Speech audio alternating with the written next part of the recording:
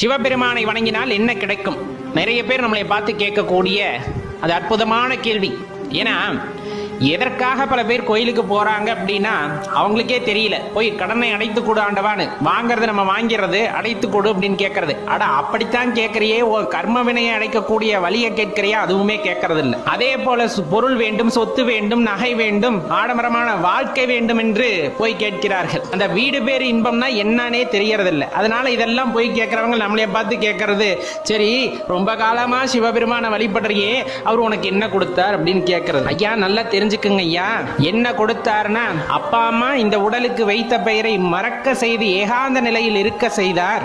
பற்றற்ற நிலையிலேயே வாழ்வதற்கு பழக்கப்படுத்தினார். எப்பொழுதுமே அந்த பஞ்சாட்சரத்தை சொல்லிக் கொண்டிருக்கக்கூடிய அந்த வாய்ப்பை நல்கினார், அந்த மகிழ்ச்சியை உண்டாக்கினார்.